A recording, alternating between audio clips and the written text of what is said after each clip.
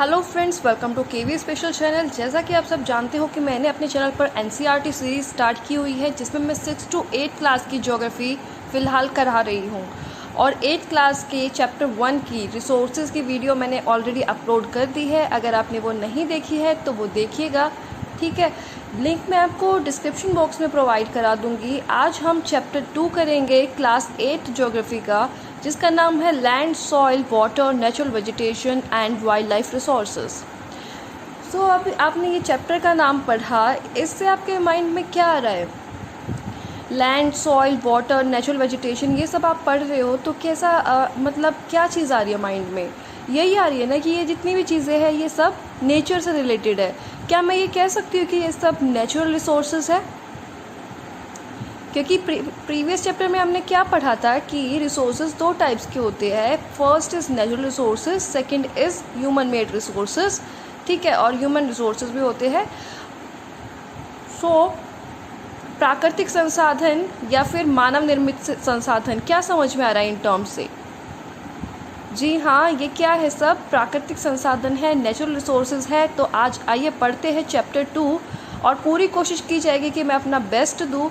और आप चाहे किसी भी सब्जेक्ट में, अगर आपका एनसीईआरटी आता है या स्पेशली केवीएस पीआरटी के लिए, सीटेट पेपर 2 एसएसटी के लिए, टीजीटी एसएसटी के लिए, ये वीडियोस काफ़ी हेल्पफुल रहने वाली है। पूरी कोशिश की जा रही है कि आप कहीं भी मार ना खाओ। कहीं अगर ऐसा लगता है मुझे कि एक्स्ट्रा इन्फॉर्मेशन ऐड करनी चाहिए तो वो भी मैंने ऐड की है। So without wasting any more time, let's start the class. Chapter 1 resources में मैंने आप सबको पढ़ाया था कि नेचुरल रिसोर्सेज या प्राकृतिक संसाधन वो होते हैं जो हमें नेचर से प्राप्त होते हैं और जिनको हम विदाउट मच मॉडिफिकेशन, बिना किसी ज़्यादा बदलाव के यूज़ करते हैं।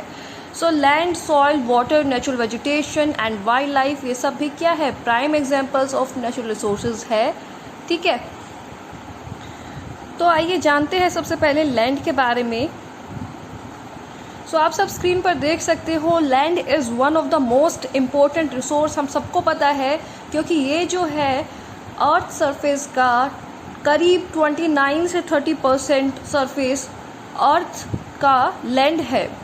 सो more than 90% of the human population live in 30% of the land available. और जो हमारी जो पॉपुलेशन है उसका 90% भाग 30% भूमि में रहता है, और जो बाकी का जो हिस्सा है वो या तो स्पार्शली पॉपुलेटेड है या फिर अनइनहैबिटेड है। इसका मतलब क्या हुआ कि वहाँ या तो बिल्कुल ही बहुत कम पॉपुलेशन हमें देखने को मिलती है या फिर वो रहने के लायक ही नहीं है। सेवरल फैक्टर्स होते हैं, ज़रूरी नहीं है कि हर जगह पर ही लोग रहे। अगर वहाँ पर रहने की फैसिलिटीज़ नहीं है, वहाँ पर रिसोर्सेज ही नहीं है, ठीक है, तो वहाँ कौन रह सकता है? सो ये जो आपको परसेंटेज दिख रही है ये आपको याद रखनी ज़रूरी है कि इट कवर्स 29%। हालांकि एनसीईआरटी बुक में ये 30% गिवन है, लेकिन 29% इज़ द एग्जैक्ट डाटा, इस वजह से मैंने इसमें 29% लिखा है। मोर देन 90% ह्यूमन पॉपुलेशन 30% भाग में रहती है, और बाकी का जो पार्ट बचा वो या तो स्पार्शली पॉपुलेटेड है या फिर अनइनहैबिटेबल है। अब जो आप ये चीज़ देखते हो कि कहीं पर तो इतनी ज़्यादा पॉपुलेशन है, कहीं पर इतनी कम पॉपुलेशन है, कहीं पर हमें पॉपुलेशन ही नहीं मिलती, इस चीज़ के पीछे क्या फैक्टर्स रिस्पॉन्सिबल है? अनइवन डिस्ट्रीब्यूशन ऑफ पॉपुलेशन के लिए कौन कौन से फैक्टर्स एट्रीब्यूटेड है, तो उसके बारे में जानते हैं। सो आप स्क्रीन पर देख सकते हैं, rushed topography, steep slopes, climate, soil, water, forested areas, ये सब फैक्टर्स रिस्पॉन्सिबल है जहाँ पर हमें बहुत कम पॉपुलेशन या फिर पॉपुलेशन दिखाई ही नहीं देती। सो ये जो टोपोग्राफी वर्ड आप देख रहे हो ये ज्योग्राफी में बहुत बार देखने को मिलेगा आपको, तो क्यों ना इसके बारे में जान ले कि टोपोग्राफी का मतलब होता क्या है।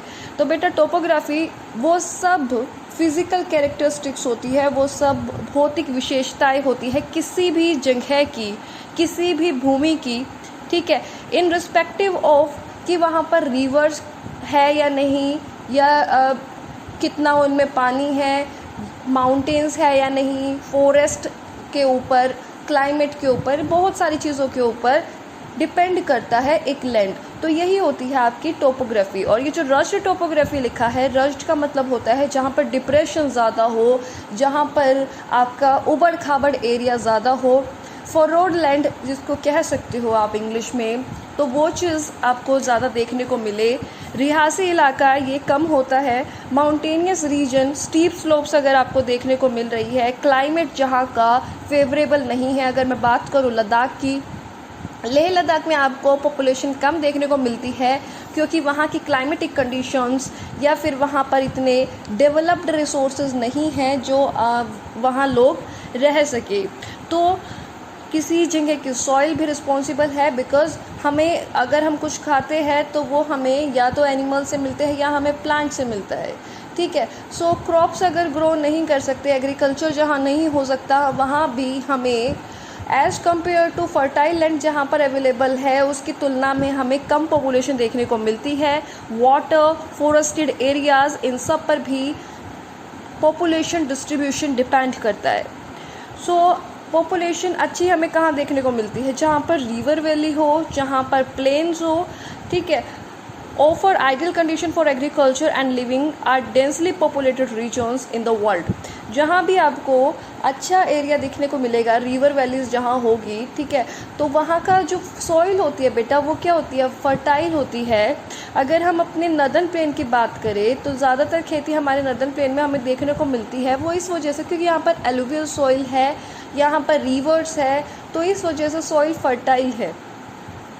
तो ये क्या होता है कि इसकी वजह से जो लिविंग कंडीशंस है वो ज़्यादा होती है और वहाँ हमें पॉपुलेशन भी डेंस देखने को मिलती है, ज़्यादा पॉपुलेशन देखने को मिलती है as compare to mountainous region या फिर पोलर रीजन हो गया। अब आर्कटिक सर्कल या नॉर्थ पोल, साउथ पोल पर कौन रहता है? कोई भी नहीं, ठीक है। इंसानों की बात कर रही हूँ क्योंकि वहाँ पर क्या है, क्लाइमेटिक कंडीशन ऐसी नहीं है कि जहाँ पर लोग रह सके। तो यही चीज़ मैं बताना चाहती हूँ। अगर सिक्किम की बात करूँ तो वहाँ भी बहुत कम लोग रहते हैं।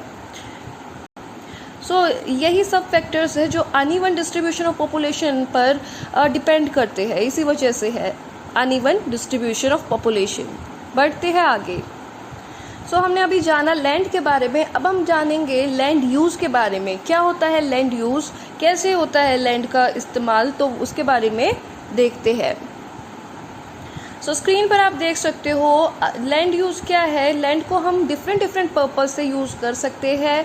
एग्रीकल्चर के लिए, माइनिंग के लिए, फॉरेस्ट्री के लिए, ठीक है, हाउस बिल्ड करने के लिए, रोड्स के लिए, ठीक, इंडस्ट्रीज़ के लिए। तो ये सब बहुत सारे पर्पसेस हैं जिनके लिए हम क्या करते हैं, लैंड को यूज़ करते हैं।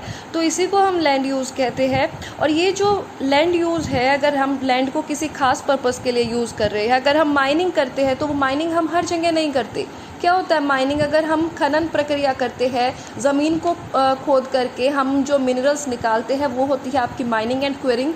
तो वो चीज़ हम हर जगह नहीं कर सकते। जहाँ पर मिनरल्स होते हैं वहीं पर माइनिंग की जाती है।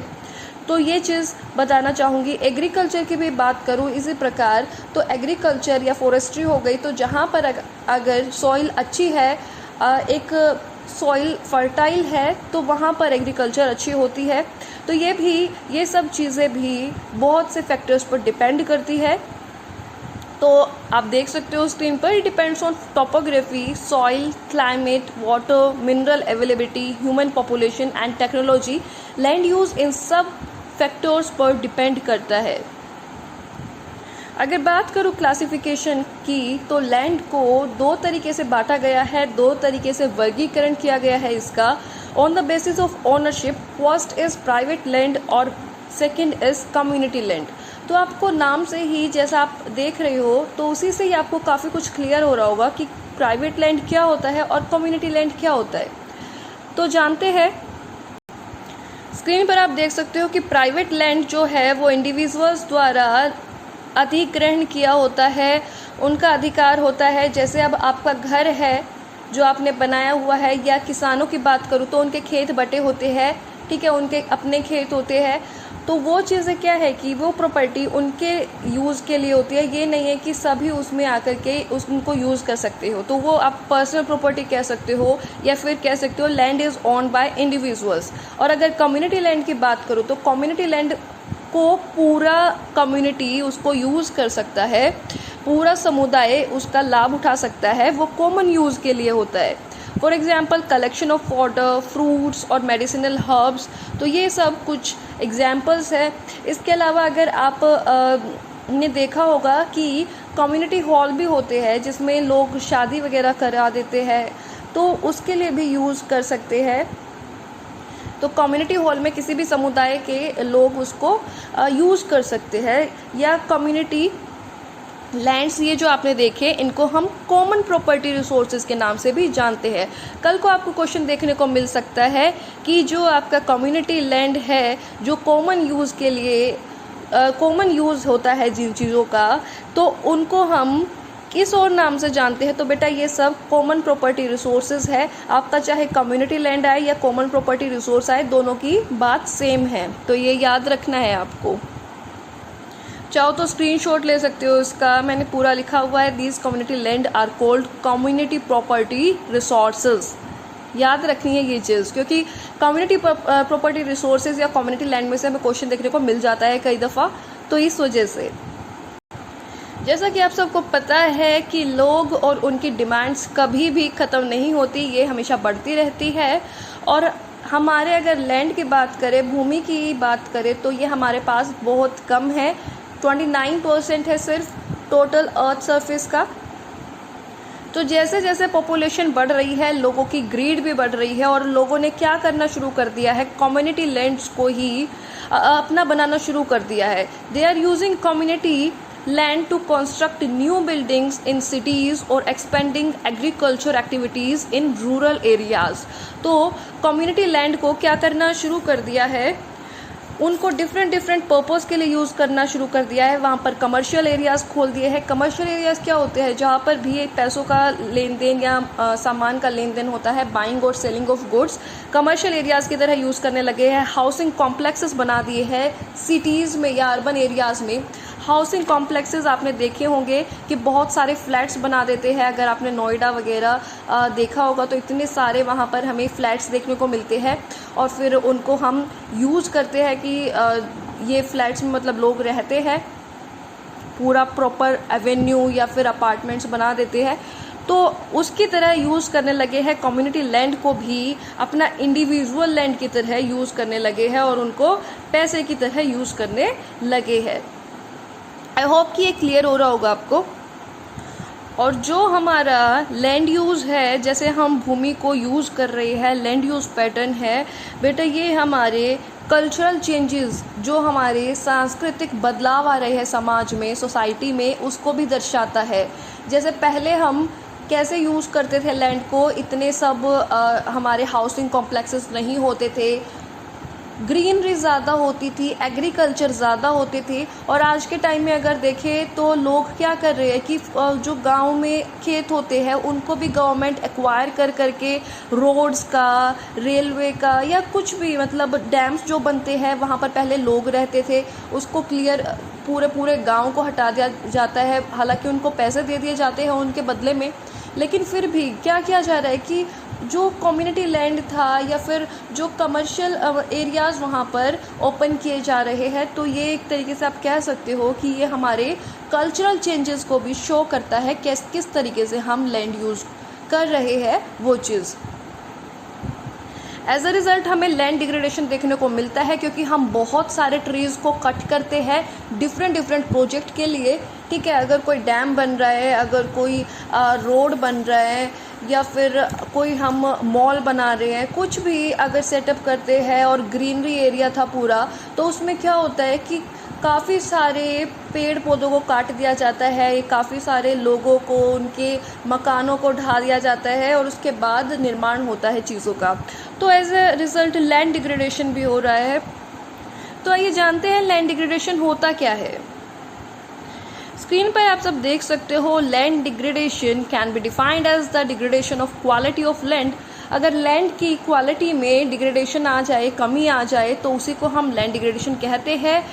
ये बहुत सारे कारण हैं जिसकी वजह से लैंड डिग्रेड हो सकता है, जैसे डिफॉरेस्टेशन, सॉइल एरोजन, और जो हम केमिकल्स का यूज़ करते हैं, जो हम खेती में केमिकल्स, फर्टिलाइज़र्स और पेस्टिसाइड्स का यूज़ करते हैं, उसकी वजह से भी क्या होता है, हमारी जो सॉइल है उसकी क्वालिटी डिग्रेड होती है।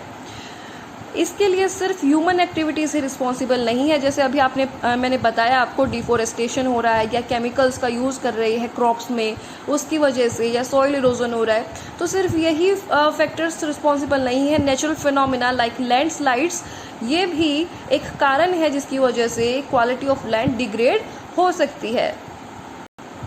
तो अब हम जानते हैं कि लैंड को कंजर्व करने के, भूमि संरक्षण के कौन कौन से उपाय हैं, उनके बारे में जानते हैं।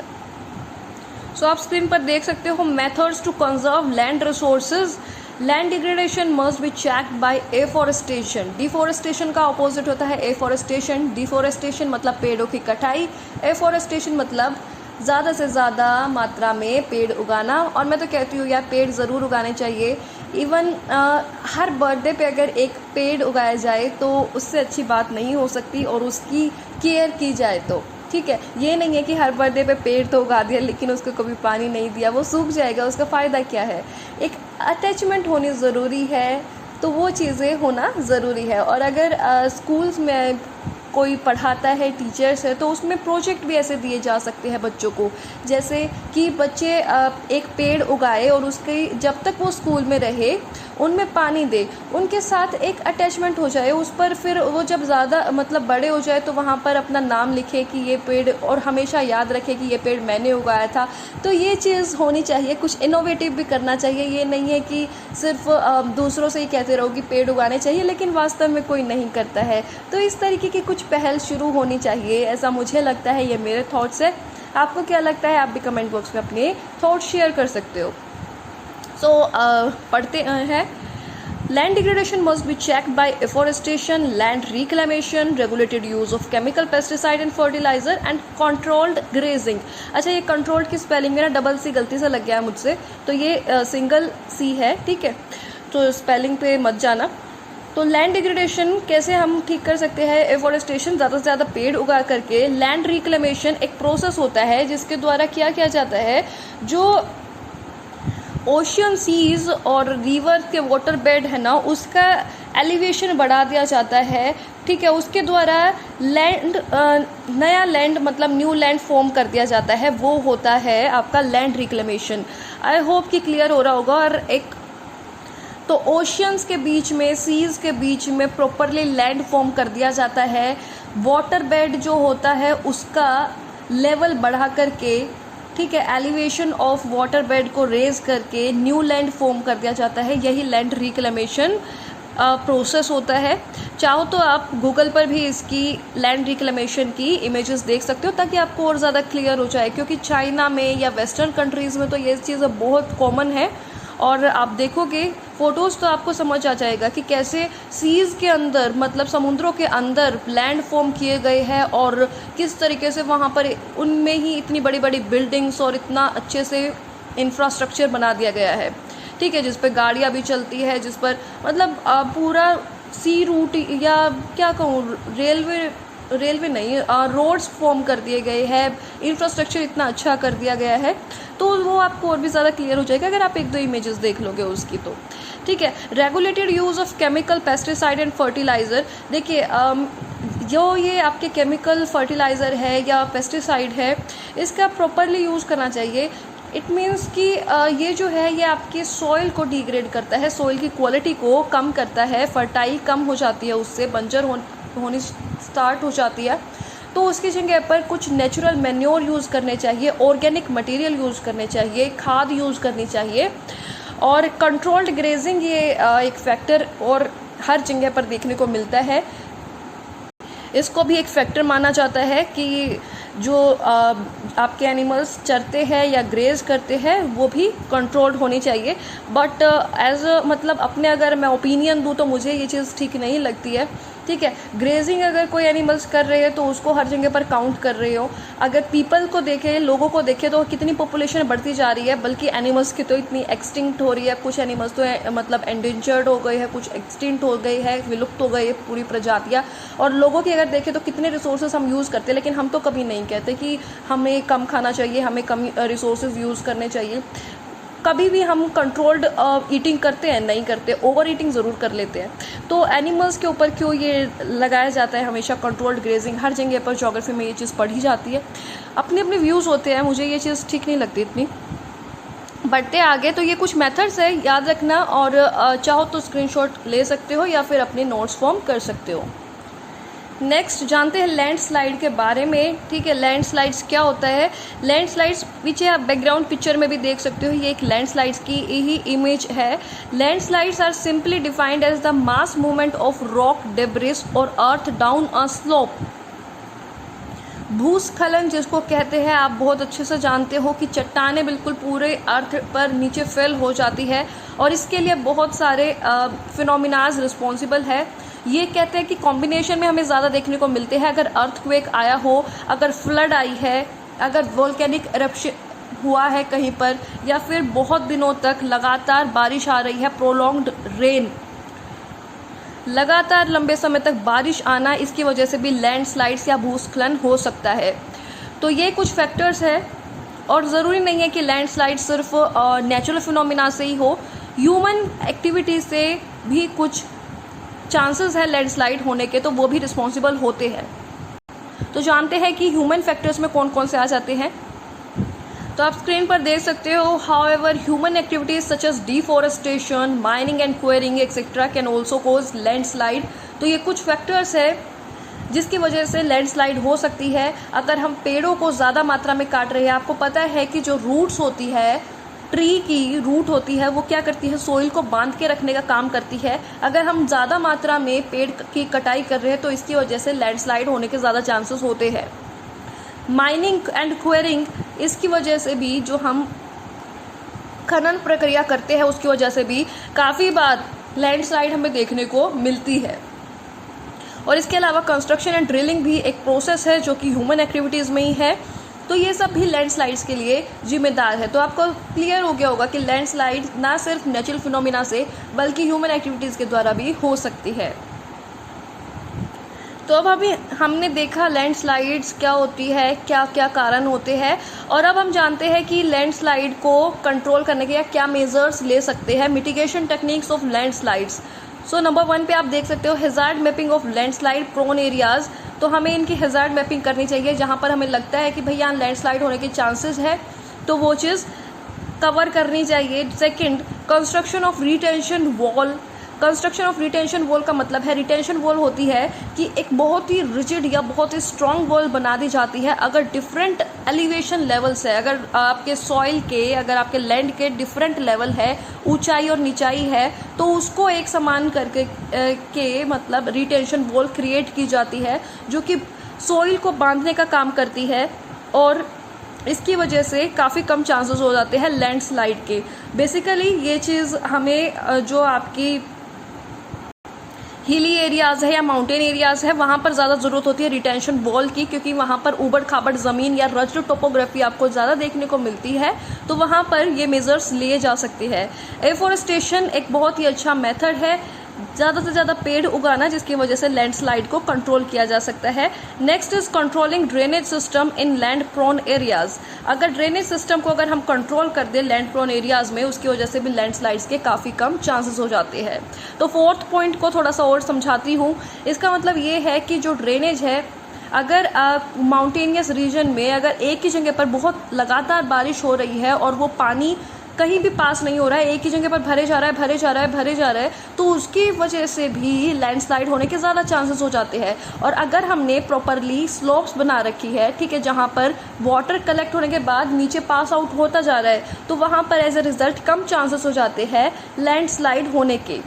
ठीक है, तो यही है कि control drainage system in land prone areas, तो ये चीज़ करना चाहिए। लैंडस्लाइड प्रोन एरियाज़ आएगा एक्चुअली, ठीक है, लैंडस्लाइड प्रोन एरियाज़ है, वहाँ पर कंट्रोल ड्रेनेज सिस्टम यूज़ करना चाहिए। सो यहाँ पर हमारा हो गया है soil resource land resource complete. Next class में हम सॉइल रिसोर्स पढ़ेंगे और जानेंगे कि सॉइल से रिलेटेड हर एक रिसोर्स के बारे में सारी इन्फॉर्मेशन, क्या क्या फैक्टर रिस्पॉन्सिबल है सॉइल फॉर्मेशन में। तो हर एक चीज़ जानेंगे। आपने ये वीडियो देखी उसके लिए thank you so much. Channel पे अगर नए जुड़े हो तो सब्सक्राइब ज़रूर कीजिएगा, इसमें आपका ही फ़ायदा है। पूरी कोशिश की जाएगी कि KVS PRT में जो EVS सेक्शन आता है उसमें आप फुल स्कोर कर सको, ठीक है। यही मेरा एक टारगेट है और इसी को ध्यान में रखते हुए ही वीडियोस बनाई जाती है, एक्स्ट्रा इन्फॉर्मेशन भी इसमें ऐड की जाती है। अगर आप तक चैनल को सब्सक्राइब नहीं किया है तो चैनल को सब्सक्राइब जरूर कर लें। वीडियो पसंद आए तो लाइक ज़रूर करें, ज़्यादा से ज़्यादा शेयर कीजिए। At last, all the best for your future. ये वीडियो का पार्ट 1 है, पार्ट 2 भी अपलोड होगा क्योंकि चैप्टर लंबा है, इस वजह से ये पार्ट्स में डिवाइड करना पड़ रहा है। So thank you so much.